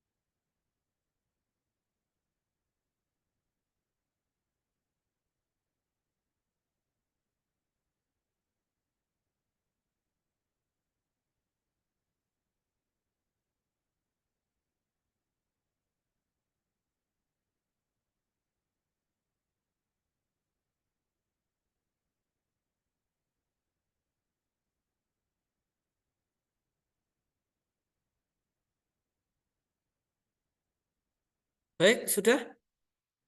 Terima kasih atas partisipasinya. Konsekuensi hukuman baku. Terima kasih Bapak Ibu. Eh, lanjut slide berikutnya. Nah, ini mohon disesuaikan dengan jawaban Bapak Ibu semua. Mencatat 100 kali di dalam buku kalimat ini sebuah hukuman. Lari mengelilingi lapangan basket 2 kali terlambat itu hukuman. Kemudian murid diminta untuk push up itu hukuman. Menggantikan kertas tugas teman itu konsekuensi karena sudah menyobek. Membersihkan tumpahan air di meja karena tersenggol pada saat belajar itu juga sebuah konsekuensi. Murid disuruh untuk mengenakan sepatu seharian itu hukuman. Yang terakhir, lari mengelilingi lapangan bola basket 2 kali karena terlambat 10 menit untuk pelajaran PJOK itu konsekuensi. Dapat ditarik kesimpulan, Bapak Ibu, konsekuensi itu akibat dari tindakannya, tapi dia bertanggung jawab atas tindakan itu selaras dengan apa yang dia langgar. Mungkin 1 sampai ke 6 tidak masalah. Mencatat 100 kali. Dalam buku kalimat saya tidak akan terlambat. Saya terlambat waktu kok saya harus menulis. Itu hukuman jelas. Lari mengelilingi bola karena terlambat sekolah. Terlambat sekolah kok lari mengelilingi lapangan kok. Itu hukuman. Nah, itu bukan konsekuensi tapi hukuman. Nah, yang terakhir, lari mengelilingi lapangan basket 2 kali karena terlambat 10 menit untuk pelajaran PJOK. Itu bisa masuk konsekuensi karena apa? Karena biasanya sebelum PJOK dimulai itu anak-anak sudah melaksanakan pemanasan. Otomatis 10 menit pertama anak tersebut tidak melakukan pemanasan. Nah, sehingga itu menjadi konsekuensinya. Yang lain pemanasan peregangan. Nah, ini untuk salah satu caranya ya ini. Disuruh lari. Nah, jadi bisa membedakan antara nomor 2 dan yang terakhir. Disuruh lari lapangan basket karena terlambat, hadir di sekolah untuk pelajaran, dan terlambat untuk mata pelajaran PJOK. Karena kalau PJOK itu sudah sesuai. Beda lagi kalau PJOK nanti hukumannya mencatat 100 kali, berarti itu maksudnya hukuman karena tidak sesuai, tidak selaras. Nah, intinya konsekuensi itu dibuat agar apa? Agar mampu meningkatkan karakter tanggung jawab ataupun disiplin ataupun karakter-karakter yang lain. Oke, lanjut slide selanjutnya, Bu. Dipercepat. Oke, kebutuhan dasar manusia menurut William Glasser. Itu ada 5, bertahan hidup, kasih sayang dan rasa diterima, kebebasan, kesenangan, dan penguasaan. Lanjut, Bu. Love, belonging, power, fun, survival, and freedom.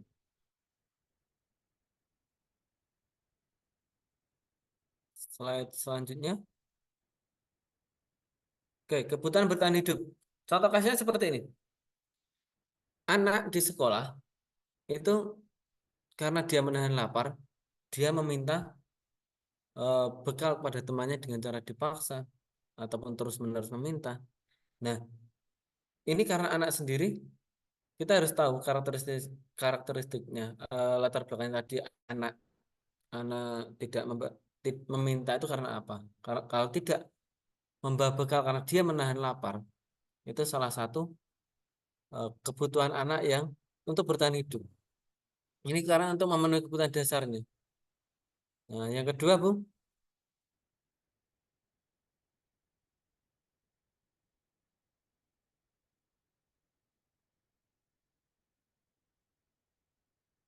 Nah, ini kebutuhan cinta dan kasih sayang. Nah, ini langsung saja ke contoh kasusnya. Ini ketika seorang anak membuat masalah, dia akan mendapatkan perhatian dari teman, guru, atau orang tuanya. Nah, ini seorang anak yang ingin diperhatikan. Nah, ini biasanya kekurangan cinta, kasih sayang dari orang tua, dari guru, dari teman yang lain, dia akan membuat dia ingin teman-temannya itu memfokuskan pada dirinya. Dia ingin mendapatkan perhatian lebih. Nah, karena kebutuhan sayang dan diterima itu hak mutlak, semua orang harus memilikinya, salah satu hak. Jadi anak itu di rumah mungkin kurang diperhatikan orang tua, di sekolah kurang diperhatikan teman dan gurunya. Nah, ini kemungkinan ini akan berulah sehingga apa? Dia akan mendapat perhatian lebih. Contohnya waktu pelajaran dia selalu izin ke belakang misalnya. Pernah suatu kasus saya baca suatu kasus begini. Ada guru yang bertanya, misalnya memberikan pertanyaan di sekolah. Misalnya guru melemparkan pertanyaan kepada siswa, siswa disuruh jawab dengan tunjuk jari. Nah, siswa itu tunjuk jari, tapi dia tidak menjawab. Tapi ngapa? Izin ke belakang. Jadi, ya, silakan menjawab. Pak, mohon maaf izin ke belakang. Ada satu kasus seperti itu. Nah, ternyata itu biar apa? Biar diperhatikan guru dan temannya. Itu salah satu hak kebutuhan dasar manusia. Lanjut, Bu. Part yang ketiga.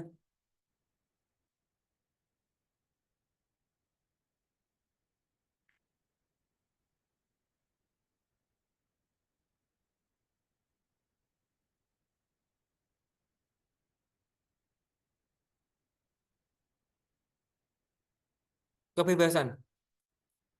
Nah, contohnya anak yang selalu diberikan makanannya dengan menu yang sama, nah, setiap hari sosis atau setiap hari mie, setiap hari telur itu, dia kan biasanya akan meminta teman yang lain, bekal yang lain. Karena apa? Karena dia ingin mencoba makan temannya. Nah, ini hanya diibaratkan. Sama seperti kita mengajarkan murid. Setiap hari ceramah. Setiap hari video. Setiap hari proyek. Anak itu juga kan butuh kebebasan. Mungkin dengan cara lain. Nah, hal ini apa? Hal ini akan supaya tidak menumbuhkan rasa bosan. Sehingga anak itu tidak hanya anak lah, kita pun cenderung ingin suka dengan hal yang baru. Ada metode baru kita coba. Biasanya kita akan lebih termotivasi dengan hal-hal yang baru. Nah, kita akan seperti mengerjakan PMM, kita bareng-bareng. Aplikasi yang lama ditinggalkan. Biasanya seperti itu. Nah, kalau muncul nanti tambah lagi, kita akan bersemangat mencari informasi tentang itu.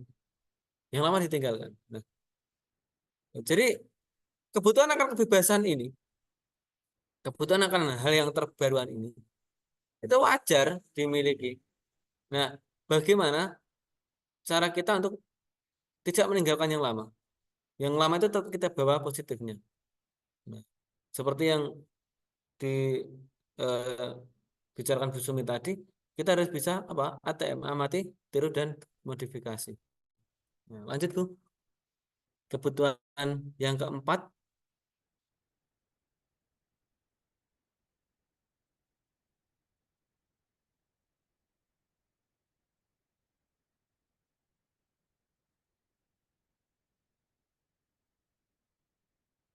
kebutuhan kesenangan. Nah, dalam kasus ini kebutuhan akan kesenangan itu anak yang senang mengganggu temannya. Ini bukan membuli ya. Jadi anak yang jahil ini. Anak yang jahil itu jika temannya kesal itu akan lucu. Nah, jadi ini kebutuhan kesenangan. Karena mungkin di pembelajaran itu kurang menyenangkan, belum menyenangkan, sehingga anak itu akan jahil kepada temannya. Biar apa? Biar dia tidak jenuh, sehingga dia akan memunculkan kesenangan.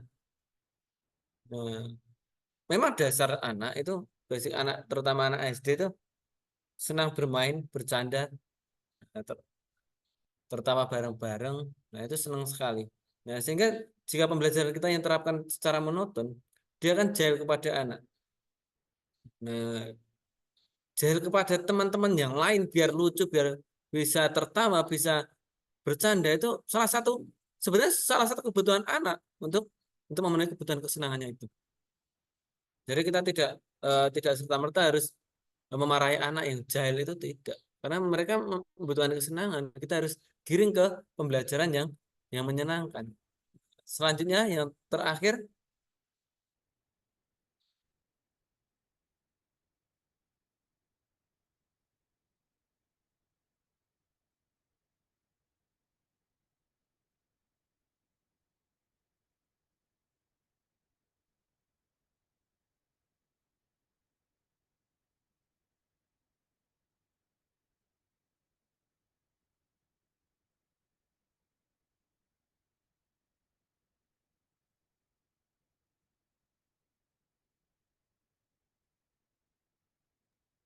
Halo Pak Bud, slide-nya sudah jalan ya?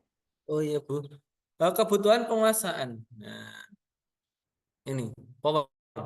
Nah, setiap orang sering sekali ada anak yang merasa hebat di kelasnya. Dia akan memiliki power sendiri. Nah, gimana ya? Dia itu akan merasa bahwa dia itu harus dihormati oleh yang lain. Dia itu akan merasa bahwa dia memiliki kelebihan dari yang lain, sehingga anak-anak yang lain itu harus mengikutinya. Nah, dalam hal ini, dalam kebutuhan penguasaan ini, harus kembali lagi. Kita memberikan peran setiap anak. Salah satu caranya itu, jika anak itu dalam satu kelas tampak dominan, kita coba bermain peran dengan setiap anak mempunyai tugas masing-masing dalam setiap pembelajarannya. Saya, mungkin tidak hanya saya,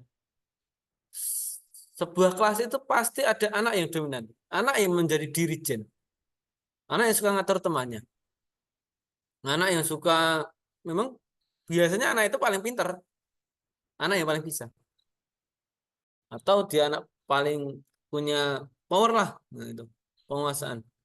Nah, bagaimana cara pembelajarannya itu dengan cara diberikan peran. Ini juga baru saya dapatkan belum lama ini, atas masukan teman sejawat saya mengalami kesulitan tentang mengajarkan anak bagaimana kok ini sangat dominan. Ada masukan dari salah satu guru saya, guru kelas 6, guru yang sudah lama di sini. Coba Pak bagi peran. Tuh, masukan dari Pak Ian itu cukup. Oh iya. Kemudian saya terapkan, ternyata berhasil. Jadi setiap pembelajaran itu saya bagi peran. Jadi kamu perannya A, B, C, D, sehingga powernya itu agak sedikit berkurang. Nah, kemudian teman yang lain itu juga beransur-ansur powernya akan naik. Nah, lanjut ke slide selanjutnya.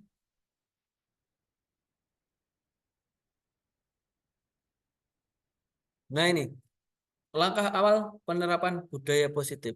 Itu tentang keyakinan kelas. Nah, sebelum pembelajaran dilaksanakan, alangkah baiknya kita buat keyakinan kelas, di mana kita melibatkan murid atau siswa kita, sehingga dalam pembuatan keyakinan kelas, sehingga anak itu merasa, oh itu saya yang buat. Nah, ini bagaimana memunculkan dari intrinsik anak sendiri. Oh itu yang saya buat, maksud saya akan yang langgar. Nah, ini akan lebih efektif daripada peraturan.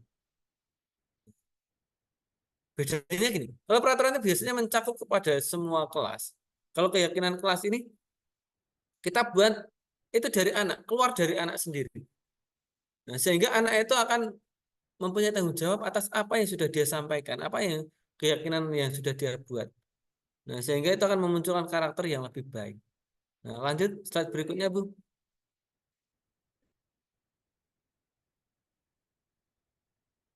Satu, mengapa tidak peraturan kelas? Mengapa keyakinan kelas? Nah, ini yang sudah saya ungkapkan tadi. Kalau peraturan kelas, kalau peraturan, itu nanti anak itu takutnya dihukum.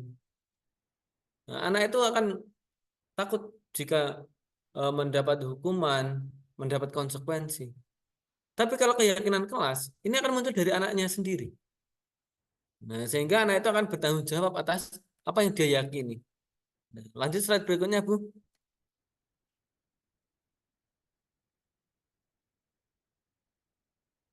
Nah, ini peraturannya sudah dibuat sekolah.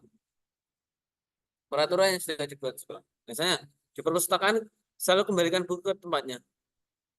Itu kita bisa buat keyakinan kelas. Anak itu bisa nanti bertanggung jawab. Nah, dilarang mengganggu orang lain. Nah, itu keyakinan kelasnya menghormati orang lain. Nah, apa tuh bedanya? Bedanya itu, kalau keyakinan kelas itu konotasinya itu lebih positif. Kalau peraturan itu cenderung negatif. Jangan, tidak, dilarang. Nah, itu konotasinya negatif. Anak-anak itu sudah bukan budaya positif lagi. Karena kan menumbuhkan yang negatif. Nah, jadi untuk menumbuhkan keyakinan kelas, kita ubah peraturan itu menjadi sesuatu yang positif. Nah, kalimat-kalimatnya juga positif, sehingga mampu dicerna oleh anak, dan itu tidak membuat rasa takut anak. Lanjut, Bu. Oke, segitiga restitusi. Ini dari Gosen. Nah, ini menciptakan kondisi siswa untuk ini. Yang paling penting adalah karakter yang lebih kuat. Nah, jadi menumbuhkan karakternya. Nah, jadi segitiga restitusi ini dibuat agar anak itu dari dia melakukan kesalahan, dia akan muncul sebuah karakter. Karakter yang lebih baik tentunya, lebih kuat. Nah, ini dari tiga restitusi itu ini. Karakter apa yang akan kita munculkan dari tingkah anak tadi? Nah, bagaimana cara segitiga restitusi? Kita ada slide berikutnya. Lanjut, Bu. Nah, langkah segitiga restitusi ada 3. Menstabilkan identitas, validasi tingkat tindakan yang salah, kemudian menanyakan keyakinan. Lanjut, tinggal 5 menit. Nah, yang pertama menstabilkan identitas. Bagaimana itu kita tidak boleh langsung mengatakan kepada anak kamu itu salah, tidak. Tapi tenangkan anak, kita yakinkan dulu bahwa perbuatanmu itu manusiawi. Orang lain pernah melakukannya. Nah, kita bisa menyelesaikannya. Nah, mungkin juga Bapak Ibu guru dulu juga lebih dari itu, tapi ya jangan dikeluarkan. Nanti anak juga itu hal yang wajar bagi anak itu saja. Nah, kemudian mari bareng-bareng dan Bapak Ibu guru menyelesaikan masalah ini. Lanjut, Bu. Untuk menstabilkan. Nah, ini validasi tindakan yang salah. Nah, anak harus bisa memahami tindakan tadi apa toh yang salah. Nah, setelah itu kita tanya alasannya. Apa? Mengapa kamu gitu? Nah, kita lihat dari sudut pandang anak sendiri. Sebuah yang salah itu kemungkinan semuanya bisa jadi benar kalau kita lihat dari sudut pandang dua anak. Misalnya anak bertengkar. Kalau kita hanya mendengar dari satu anak, mungkin kita bisa, oh si A ini benar, B salah. Tapi kalau kita mendengarkan si B, oh ternyata B yang benar, A yang salah. Nah, kita bisa ngambil positifnya dari keduanya. Kemudian ini kita buat dengan langkah segitiga restitusi ini. Jadi anak harus tahu apa yang buruknya, apa kesalahan yang dia lakukan. Nah, tapi anak itu harus disertai dengan apa alasannya. Nah, lanjut, Bu. Nah, yang terakhir itu adalah menanyakan keyakinan. Nah, keyakinan apa yang sudah dilanggar? Ini hubungannya dengan yang kita sudah membuat keyakinan kelas. Nah, kemudian bukan hukumannya namanya, konsekuensinya anak itu harus membuat tindakan sebagai sebuah karakter positif. Contohnya seperti ini. Anak membuli teman. Ditanya, setelah mengakui kesalahannya, setelah kita idealkan kondisinya, apa tuh tindakanmu yang membuat kamu lebih baik? Contoh seperti itu. Contohnya membuat poster di kelas.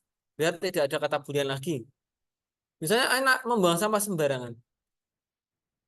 Tindakan apa tuh yang akan kamu lakukan setelah kamu membuang sampahmu di dalam laci? Mungkin nanti ada anak yang salah tadi, saya akan sepulang sekolah akan membersihkan laci saya atau laci teman-teman saya. Nah, itu harus muncul dari anak sendiri. Jadi kita hanya mengarahkan, anaknya tadi harus muncul. Nah, jadi ketika pulang sekolah, anak itu akan bertanggung jawab dengan keyakinannya sendiri. Oh, kemarin saya bilang ke Bapak Ibu guru bahwa setelah pulang sekolah, saya harus mengambil sampah saya sendiri di dalam laci dan sebagainya. Itu harus muncul dari anak sendiri. Lanjut, Bu.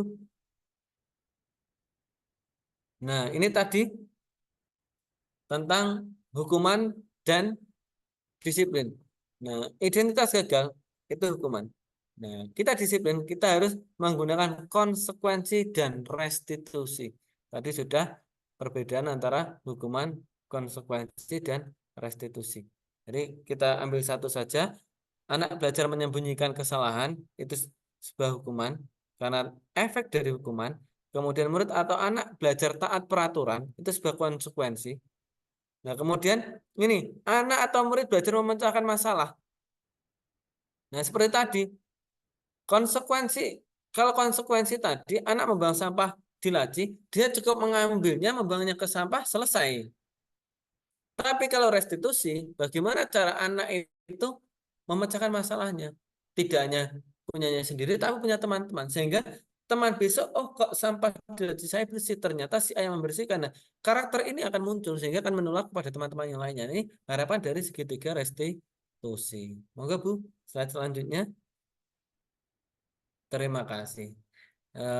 Lebih 1 menit ya, mungkin sedikit yang saya sampaikan ini ada kurang lebihnya, mungkin ada salah dalam penyampaian, salah dalam menjelaskan, mungkin berbeda persepsi.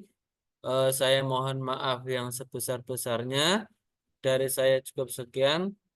Assalamualaikum warahmatullahi wabarakatuh. Waalaikumsalam. Ya, terima kasih Pak Budi Artopo yang telah menyampaikan pemaparan materinya tentang membiasakan budaya positif di sekolah. Banyak yang menarik ya yang kita dapatkan hari ini dari pemaparan Pak Budi Artopo. Satu yang saya garis bawahi, saya pribadi itu bahwa penghargaan itu sebenarnya menghukum anak. Memang benar sekali ya Pak, karena ketika kita memberikan reward atas ketaatan anak terhadap keyakinan atau peraturan itu, ke belakang itu sepertinya anak itu, jadi dia mematuhi aturan itu untuk mendapatkan reward. Ketika reward itu sudah kita hentikan, bisa jadi juga anak itu sudah tidak mau lagi mematuhi peraturan. Mungkin itu kalau saya pribadi yang saya garis bawahi untuk hari ini. Kemudian, monggo ada waktu sekitar 5-10 menit, Bapak Ibu yang akan memberikan konfirmasi, akan memberikan tanggapan atau mungkin bertanya kepada Bapak Budi Artopo, kami persilahkan. Monggo untuk mengangkat tangan atau mungkin menuliskan di kolom chat.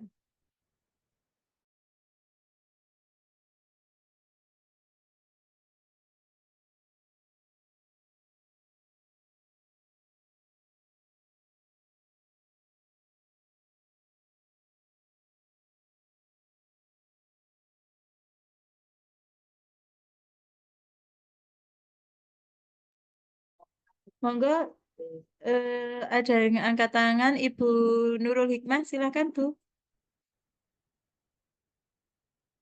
Silakan Ya, di terima kasih atas waktunya Bu Sumiati.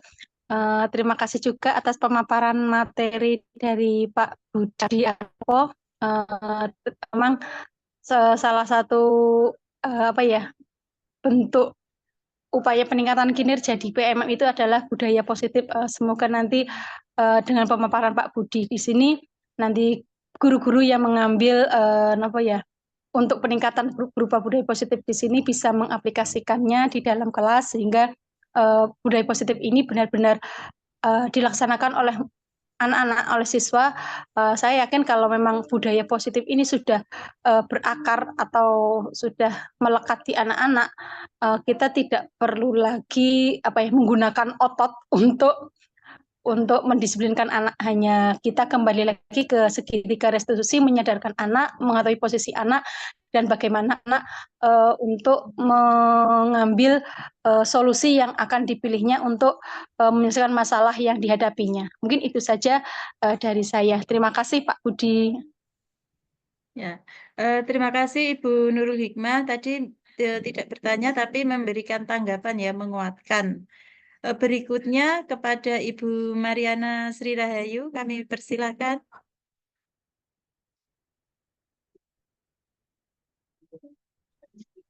Baik, Bu Sumiati, terima kasih waktunya.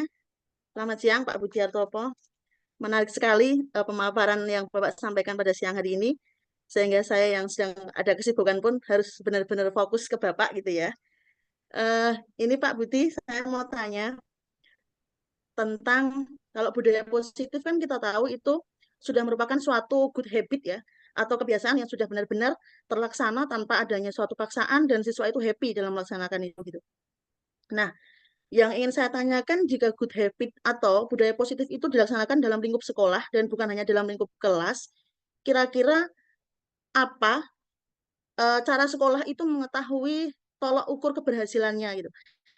Kita bisa mengatakan budaya positif yang kita itu hasil dan tidaknya itu bukan oleh apa jika menurut Bapak gitu.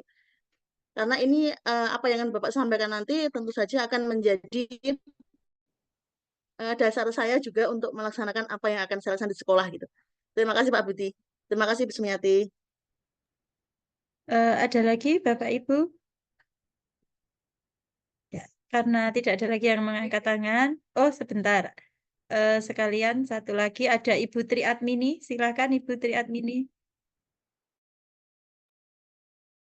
Nggih, mohon izin bertanya Pak Budi, tapi sebelumnya saya mengucapkan terima kasih atas materi yang disampaikan sangat luar biasa. Mohon izin bertanya, yang akan saya tanyakan yaitu bagaimana cara menangani siswa ketika siswa tersebut sudah mendapatkan restitusi dari temannya yang berbuat salah dan bahkan juga dari gurunya, akan tetapi anak ini diam-diam tidak memaafkan dengan tulus dan masih menyimpan traumatik atau rasa yang dendam terhadap temannya itu. Nah, kira-kira bagaimana kita sebagai seorang guru itu menangani anak ini seperti itu. Terima kasih Pak Budi dan Bu Sumi. Waktu saya kembalikan. Terima kasih Ibu Tri Admini. Langsung saja dijawab ya Pak Budi. Jadi ada satu tanggapan tadi dari Bu Nurul Hikmah dan dua pertanyaan dari Bu Mariana dan Bu Tri Admini. Monggo waktu kami serahkan kepada Pak Budi kembali. Baik, terima kasih. Pertanyaannya, saran dan kritik dari Bu Nurul Hikmah, terima kasih. Dari Ibu Mariana, tadi bagaimana cara mengetahui disiplin positif tidak hanya di kelas ini bahkan lebih luas di sekolah. Tentunya kita, kalau saya pribadi ya Bu, semua yang akan kita laksanakan itu harus ada perencanaan, kemudian pelaksanaan, evaluasi. Itu berhubungan lagi dengan fungsi kontrol kita sebagai manajemen. Nah, bagaimana kita tahu bahwa kita berhasil melaksanakan sesuatu, bagaimana kalau kita tahu padahal itu budaya sekolah itu bukan berpusat pada kita, tetapi berpusat pada siswa. Bagaimana kita tahu bahwa itu berhasil? Sebetulnya sudah dijawab dari Bu Mariana sendiri. Anak-anak menyenangkan. Nah, ini sebenarnya sudah ada jawaban tapi ditanyakan lagi. Terima kasih. Nah, jadi jika anak-anak itu menyenangkan, berhasil, gini, kebanyakan orang yang sukses adalah orang yang senang dengan pekerjaan itu. Contoh, orang yang suka bermain sepak bola, dia itu walaupun sesibuk apapun kalau jadwalnya bermain sepak bola, dia akan meluangkan waktu untuk sepak bola. Bagaimana guru-guru itu suka berwisata, dia juga akan meluangkan waktu untuk bagaimana eh, eh, dia untuk merefresh otaknya. Karena gini, orang yang melakukan dengan senang itu bisa menghilangkan stres dan lain sebagainya. Begitu juga dengan anak. Kalau kita lihat bagaimana budaya positif yang sudah diterapkan di sekolah, apalagi itu saya yakin pasti anak itu akan meningkat. Itu bisa terlihat kok. Budaya positif itu tidak hanya anak, tapi juga lingkungan. Lingkungan yang bersih itu juga hasil dari budaya positif anak. Nah, awalnya ada daun kering yang jatuh. Itu kalau belum tertanam budaya positif anak, itu pasti penjaga sekolah, pasti petugas piket yang akan mengambil.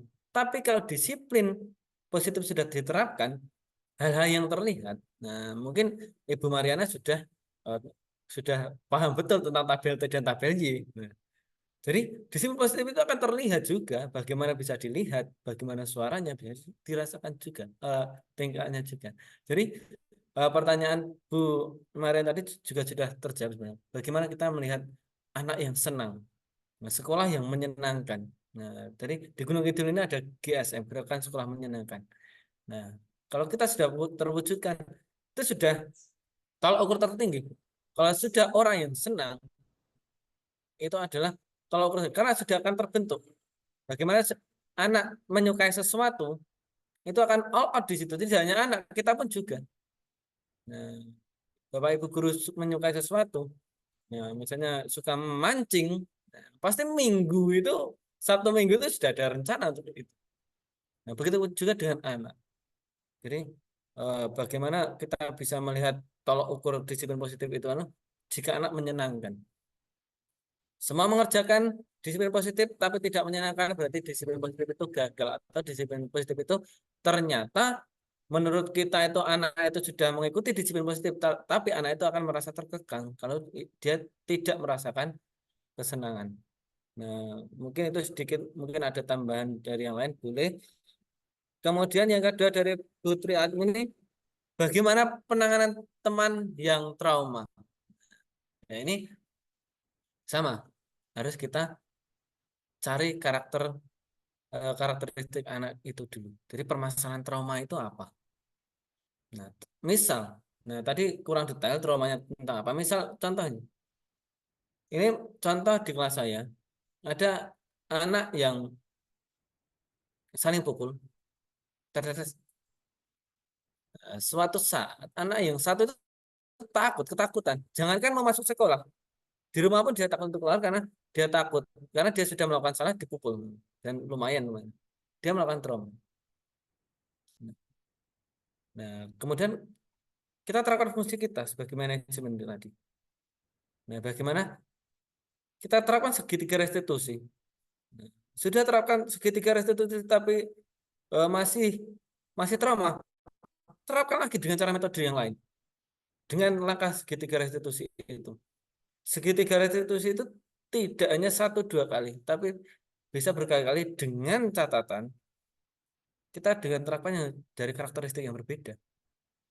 Misal dari A itu, nah, jadi begini, sebuah hal itu jangan kita terpaku pada satu solusi atau satu jalan. Makanya Bapak mungkin Putri Admin juga lebih paham lagi tentang kemampuan aset. Saya belum nih, saya masih 1.4. Nah, jadi apa kelebihan? Jangan memandang kekurangan anak itu. Misalnya dia trauma karena pukul teman. Jangan bahas lagi. Jangan dibahas lagi anak itu berantem. Nah, padukan, misalnya gini, kepada anak saya tadi. Anak saya tadi trauma tentang, nah, kemudian saya masukkan di kelas, saya ambil satu kursi. Nah, saya tanya, kalian tuh masih mau bertengkar tidak? Karena mereka takut, mereka bicara tidak. Bahwa saya nggak tahu di sini apa. Anak itu saya suruh naik di atas kursi, satu kursi. Karena badannya kelas 5 itu sudah besar, kursinya itu tidak muat. Nah, makanya anak itu, cowok dengan cowok ini, agar tidak jatuh. Nah, saya ngomong, yang jatuh nanti, pokoknya jangan jaga anak supaya tidak jatuh antara kedua itu. Nah, saya beri waktu sampai 30 menit, benar setengah jam. Tidak boleh dia pegangan dengan sendiran kursinya. Dia harus berdiri. Tidak sampai 5 menit, anak itu sudah tertawa bareng-bareng. Ini. Jadi ada yang satu kakinya sudah kesemutan, itu mau ambruk ditandangi temannya. Itu sudah tertawa. Nah, jadi segitiga restitusi ini tidak hanya kita terapkan 1 kali 2 kali, tapi beberapa kali boleh. Jadi kita ubah jadi kekerasan itu jadi sebuah permainan. Nah, jadi kursi duduk biasa anak 1 itu saya suruh anak 2 itu berdiri. Jangan sampai jatuh selama 30 menit. Ternyata tidak sampai 5 menit. 2-3 menit saja mereka sudah, yang satu kesemutan mau mau roboh, dipeluk oleh teman satu lagi, mereka tertawa. Nah, jadi itu sudah mulai keakraban sedikit. Nah, nanti dipancing coba yang lain. Tapi kita harus selalu memonitor terus. Karena kita juga tidak tahu ada anak yang sejak kecil dia suka kekerasan, suka bertengkar, suka yang lain-lain. Nah, jadi kita coba arahkan. Mungkin itu sedikit dari saya. Mungkin kurang berkenan, mohon maaf. Waktu saya kembalikan lagi ke moderator. Ya, terima kasih Pak Budi dan Bapak dan Ibu-ibu yang sudah menanggapi. Jadi tadi bagaimana tolak ukur pembudayaan atau pembiasaan budaya positif di sekolah itu ketika anak-anak senang melakukan pembiasaan atau budaya-budaya positif di sekolah. Nah, bagaimana memunculkan kesenangan itu tadi sudah disampaikan oleh Pak Budi bahwa kita mulai dengan membuat keyakinan, bukan peraturan tapi keyakinan, di mana membuatnya juga melibatkan anak sehingga anak lebih termotivasi karena keyakinan itu adalah dari dirinya sendiri. Kemudian untuk Putri Admini tadi eh, betul sekali Pak Budi tadi bahwa kita bisa melaksanakan berkali-kali restitusi mungkin dengan pertanyaan-pertanyaan yang berbeda. Nah, baiklah Bapak Ibu, tidak terasa kita sudah hampir 2 jam dalam kegiatan webinar kali ini. Tugas saya untuk sebagai moderator Pak Budi Artopo dalam menyampaikan materi membangun budaya positif di sekolah sudah selesai. Apabila banyak kekurangan dalam saya menjadi moderator dalam kegiatan ini, saya mohon maaf yang sebesar-besarnya. Untuk selanjutnya, waktu kami kembalikan kepada Ibu Ani Dwi Nurmawati selaku pembawa acara. Dari saya cukup sekian. Wassalamualaikum warahmatullahi wabarakatuh.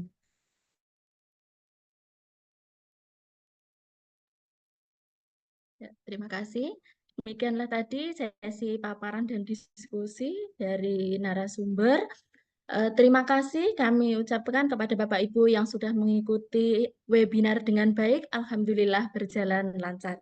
Untuk link presensi sudah kami share, pastikan Bapak Ibu sudah mengisi dengan data yang sesuai. Mohon izin untuk kegiatan webinar kita cukupkan.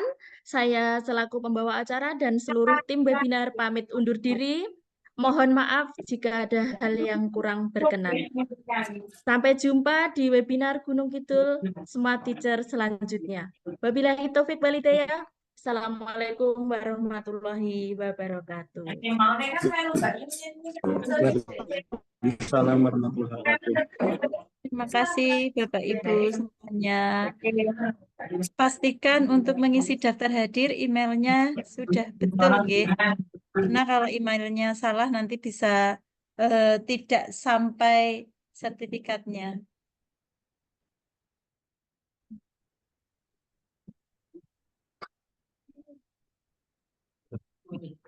Aku